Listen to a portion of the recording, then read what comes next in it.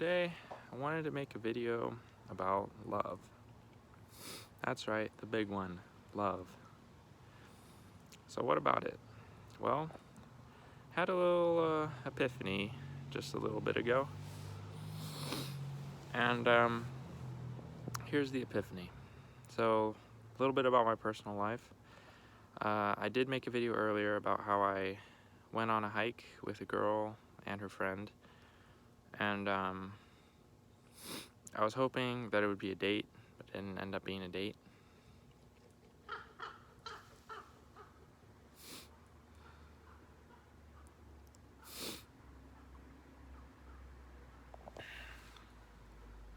And she said, oh, so that's what this was all about. And then that made me really frustrated, and not just frustrated, but kind of angry, because it made it seem like, I don't know, I had some sort of primal urge, sexual urge, for her, and that's not what it was about at all.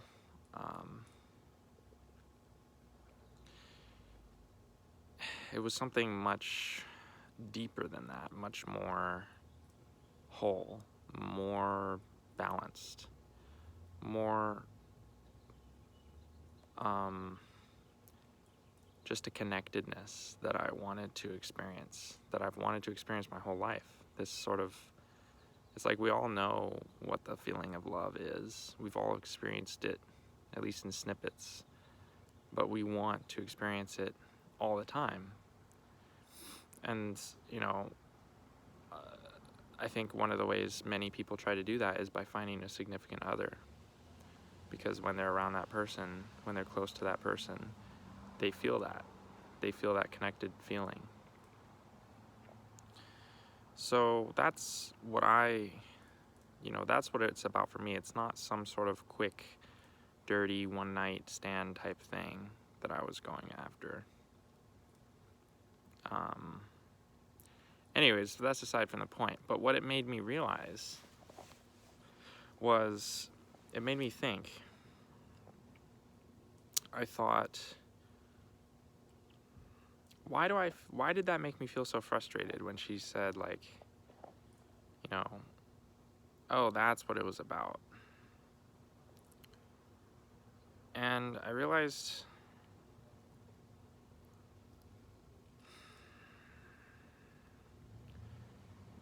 it made me frustrated because I didn't understand something about love.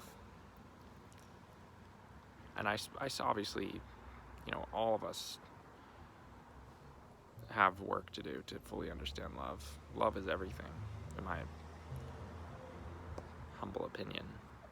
Love makes up everything. So as long as you don't understand everything, then you don't fully understand love. So what it made me upset about was, I realized that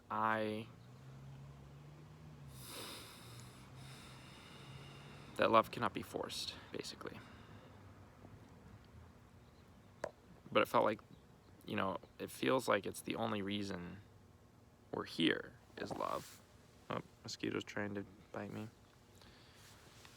And so if that's the only reason we're here, but I just keep on failing to find, a significant other, then it's kind of like, what am I doing? Why isn't it working for me? And you start wanting to force it. But you realize the tricky thing about love is it doesn't want to be forced. Love is a mutual thing. It's a shared respect for the other. Not just a respect, but a love, a deep connection with another. And it goes both ways. It's reciprocated. That's love. Anything less than that, in my opinion, is, well, I did say everything's love, but I think anything less than that is a lesser form of love, just in my opinion. So you can't get reciprocated love if you force it. It's not going to be reciprocated. And so I just kind of felt frustrated, you know, because like, okay, I can't force it. There's nothing I can do about it, but it didn't work. And I don't want to love anyone else. Not right now. And then I probed that. I'm like, why not? Why don't I want to love anyone else?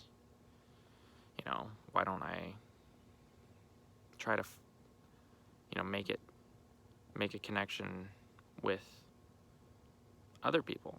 And I realized because love is, at least the stage that I am in love, is it's sort of a selective thing, you know? You don't love everything equally. If you loved everything equally, everything would be merged into one, and everything would be God. One singularity, right? I don't know. It's just how I think of it. But we're obviously not there, because there's literally like so much diversity. It could be literally infinite, the amount of diversity there is in existence, from humans to animals, plants, worlds, space, time, movies, moles, spiders, I don't know, aliens, light beings, whatever, physics, abstract thought. There's just so many things that are disjointed right now. They're not connected. Oop. Looks like a bug actually got me. So because of that, you can forgive yourself for loving selectively, for not having the same love, sort of an agape love for everything, right? That's not easy to do. Anyways, what I'm trying to say is, what I realized is, if love cannot be forced,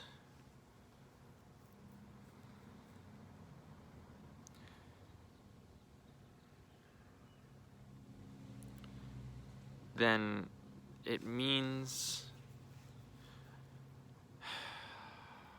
I mean, like, how can opposites attract if love cannot be forced, if you know what I mean? Like, if you go after something, that's forcing it, isn't it? If you take an action to get yourself closer to what you think love is, isn't that forcing it? Especially if the thing you're chasing, or whatever it is aware that you're doing it, is aware that you're taking action.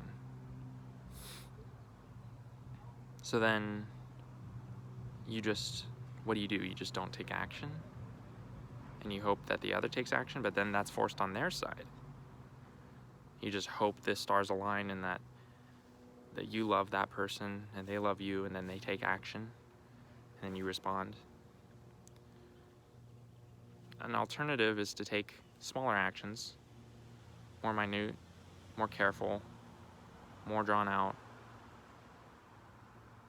Basically, be gentle, right? But that's still on the spectrum of being forced. So what I came to realize is, what real, true love is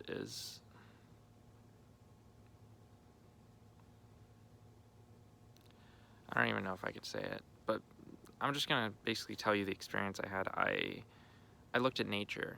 I just looked before my eyes. I was thinking all this in my head, and then I looked up and I looked around nature, and I realized nature is loving without force, because nature just does its thing. It's a system. It's this self-contained system that created itself, and we're a part of it. That's love, is when you create yourself, when you create a self that is collective, and the self, all parts of the self, love that they were created. So it's this mutual love. But I looked around in nature, and I thought, wow, nature's not forcing me to look at it. Yes, I'm walking in nature, but nature's not coming after me. Nature's just sitting still and being itself. Nature's just good at being itself and not needing anything. But the funny thing is, nature seems to come alive the more you are interested in it and look at it. So, I looked around and I saw beauty in nature, and I thought, oh, nature's waiting for me to love it. And nature's just patiently waiting, always there.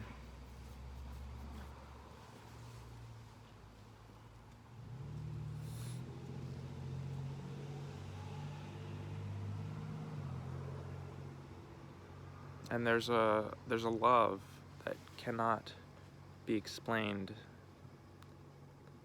simply by looking at nature. It's like a part of you already, It's hard to explain all this well, because it turns out nature, reality is paradoxical, and so you can't actually explain reality while you're inside reality.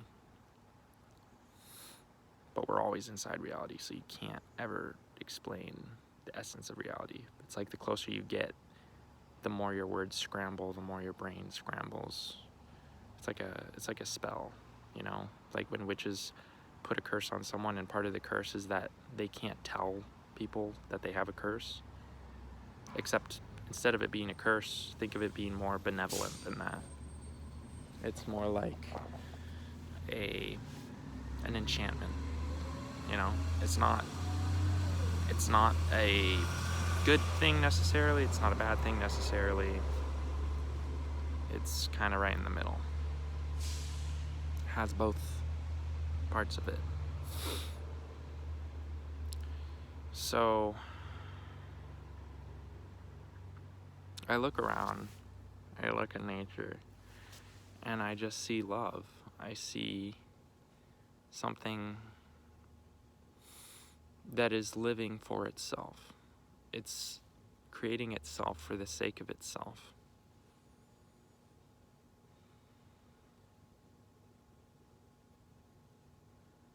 It's creating itself for the sake of love.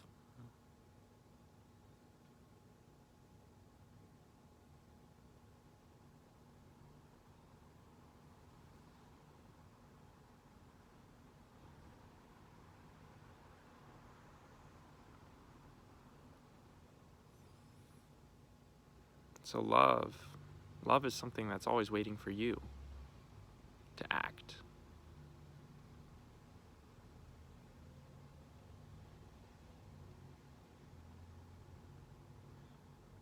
But then again, if everything is love, then do you even need to act?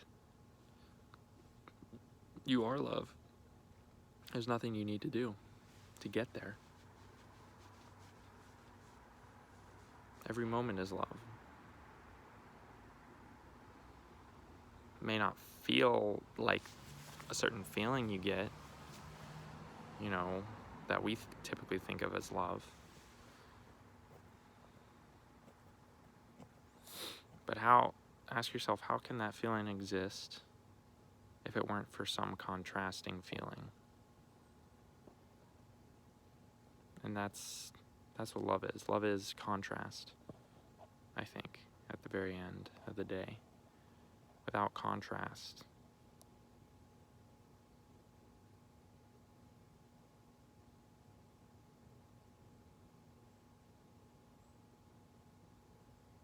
how can you be anything?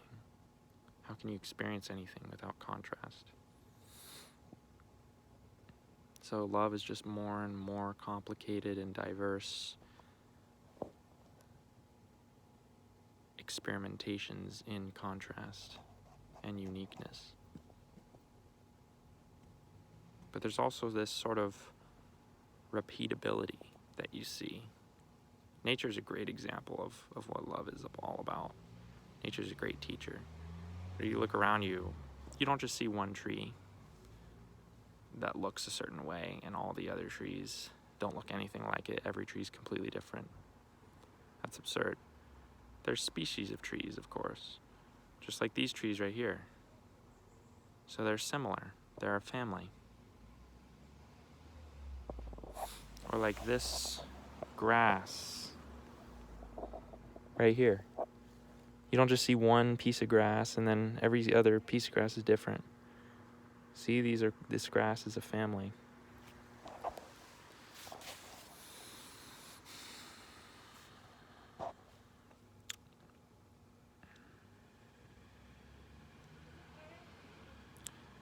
So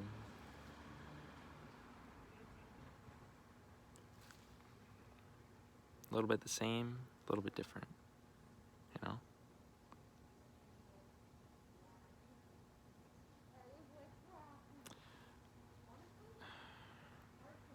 Right now,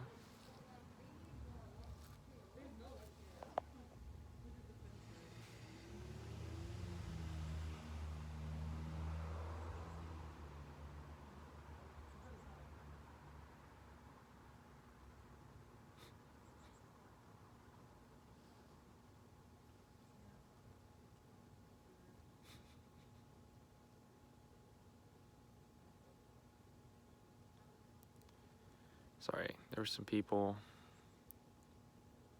I didn't want to attract attention. I'm kind of self-conscious.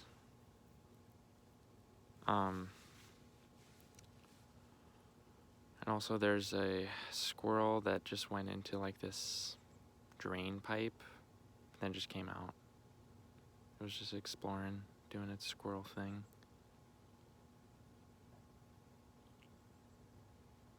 Now it's moving up the hill. I don't know if you can see it. It's right there. Can you see it? Can you see it? Shit. No, it's definitely gone now. Anyways,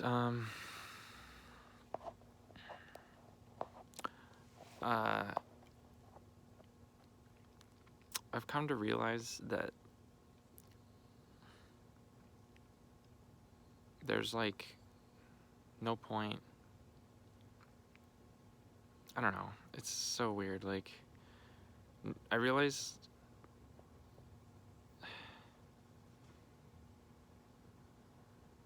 like life is so complicated and your own mind is so complicated. It's beyond taming. It's beyond understanding. It's beyond transcending.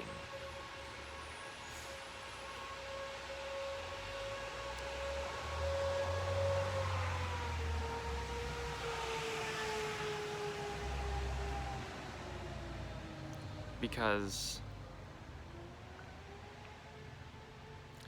there's no easy reason to explain why, but basically I realized if you know about systems, basically a lot of things start making sense.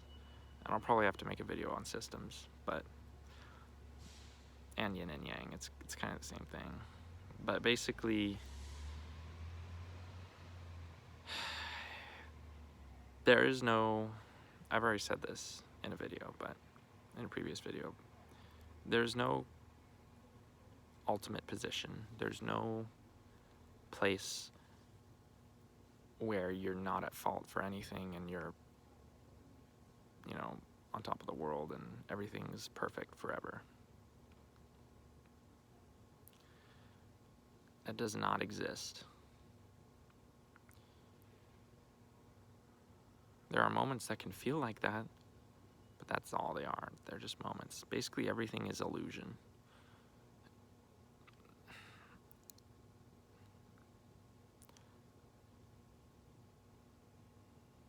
And when everything's an illusion, nothing's an illusion.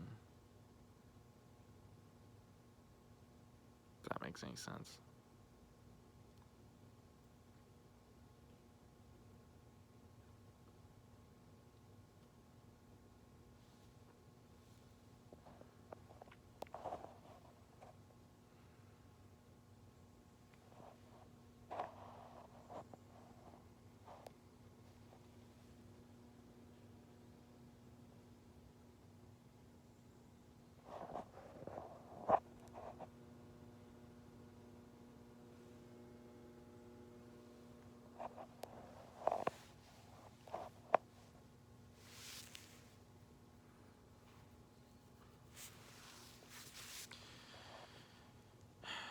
You can't account for everything, if you know what I mean. With your plan, with your actions, your goals, your destination, wherever you're trying to get to.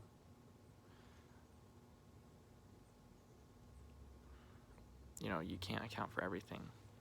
You can't, for one thing, you can't know if that's the best place to get to. For another thing, you can't know if if it's actually possible for you to get there. There might be some unexpected thing that you didn't account for. It's actually very likely that that'll happen, but some unexpected thing will throw you off course. And 3,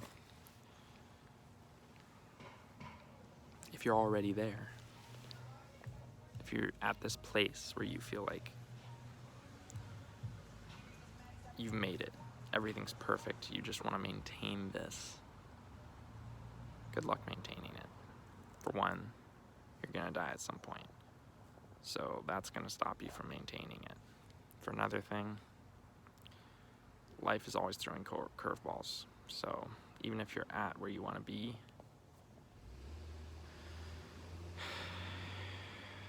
something's going to mess it up. And sometimes you can also perpetually be wanting, or perpetually be trying to get to the next thing, the destination. It's all about the destination for you.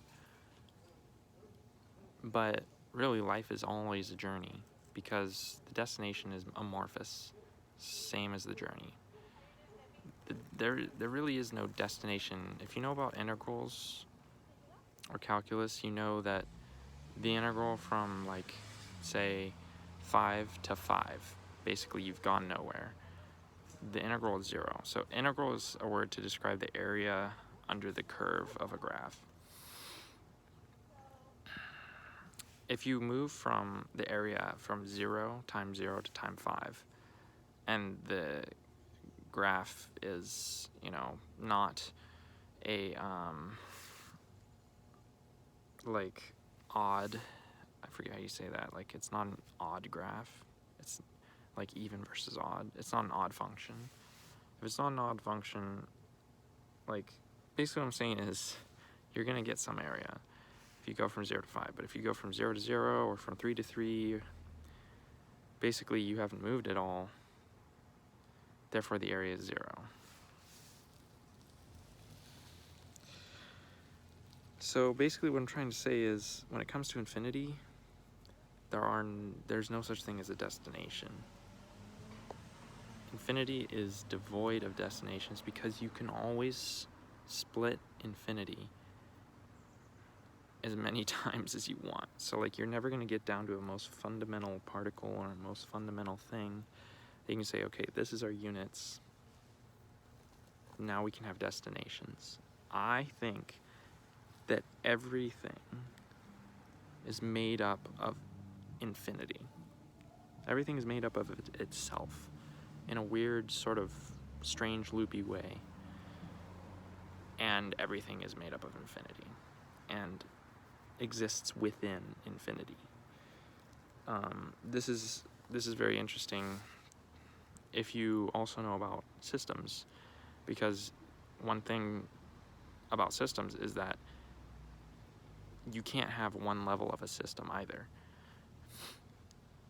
A system actually needs bigger systems that are above it, and it needs smaller systems that are below it in order for it to be an actual system.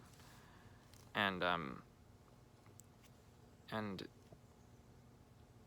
traditionally, systems are meant to do this layering thing for infinity. But in game design, there will be a most fundamental thing or some sort of backdoor approach. Why? Because we can't code infinity. Our computers aren't that powerful. They literally require infinite power.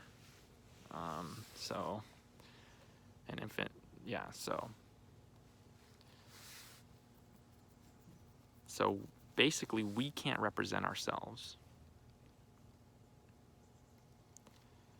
We can only be ourselves. We're never going to be able to recreate ourselves.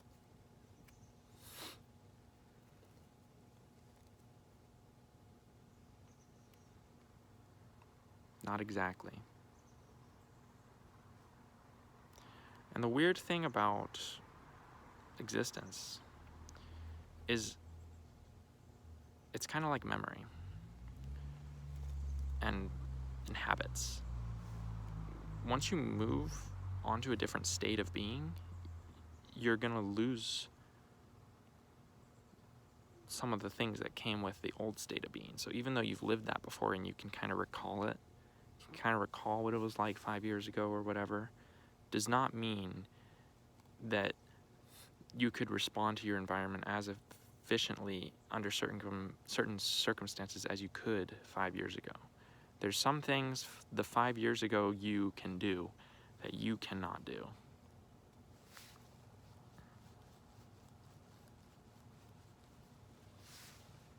And of course, there's some things you can do now that you couldn't do 5 years ago. So if you understand that, you can kind of understand why there's no best position. Because for every position you change to, you gain something and you lose something. So you can never get something without leaving something behind. It's a balance. It's a balancing system.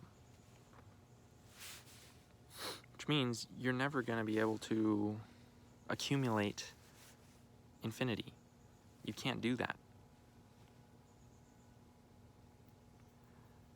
Here's another example of how, just a sort of thought experiment. Say you start off as a good person, but then you win $1 million. And then that sends you down this thing. You want to make charities and stuff, and you want to get more money so that you can help a bunch of people. And then you start helping a bunch of people. But then the people start being really nice to you and like asking you for money all the time. And you keep on getting these calls at these events. They want you to show up at events and announce that you're going to give them charity money and stuff. And so you start getting taken advantage of. And not only that, people praise you. And so you have this weird juxtaposition with your previous personality. You don't want to endlessly be giving anymore. It's tiring to do that. Like, people are taking advantage of you. You don't like that. And at the same time, this part of yourself that like also likes giving the money, because like people will like be really nice to you and say like, you didn't have a lot of friends before this and now you have a bunch of friends and you have a great relationship, whatever. So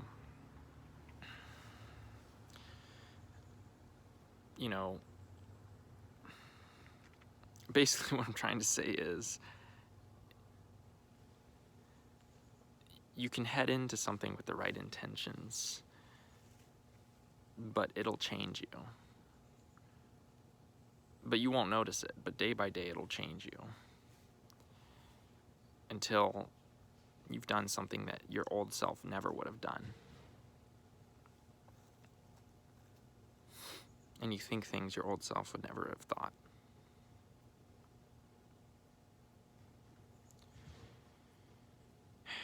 So you can, say you accumulate all this wealth and stuff like this guy, and he just gets obsessed with accumulating this wealth.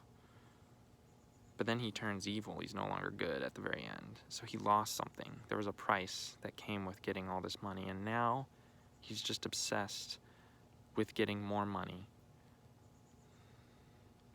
He loves getting money, but he's never happy. He just always wants more money. So he has all this money in the world, and he's changed. He's not his self-righteous, or not self-righteous. He's not his like humble, giving self that he was at the beginning.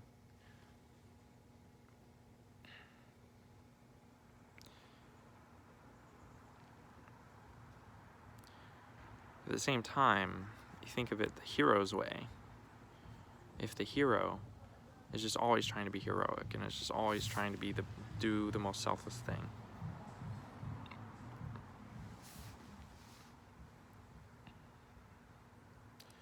eventually the hero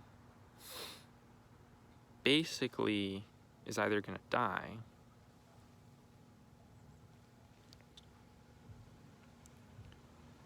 or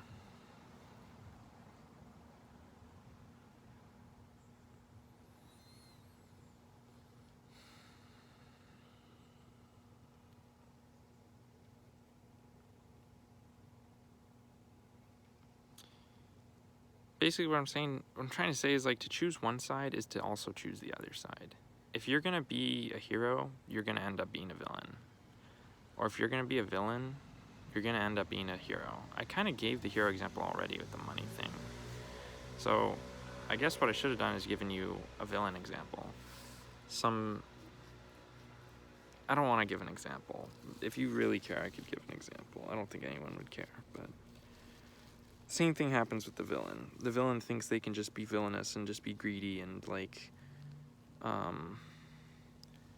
get what they want and like use the world to their own ends, and they love doing that. Let's say they love doing that, and they don't care about the consequences. They don't care about other people. Life is going to teach them how to care about the consequences. That's going to be their life story. And if they don't know it by the end of their life, they're going to have another life that tries to teach them that. So you can't escape learning. You can't escape changing. Life's always going to try to change you and succeed, not just try. So, yeah. It's kind of another paradox video. It's like, it seems like it's a paradox, and it is a paradox, that like the bad and the good exist simultaneously, but like it does. It's fundamental to reality. When I say the bad and the good, I mean very, very, very, very loosely. I just mean sort of two things that are distinct from each other. So, alright, that's the video, and we're gonna wait till 33:33 time, so blessings on your journey, and thank you.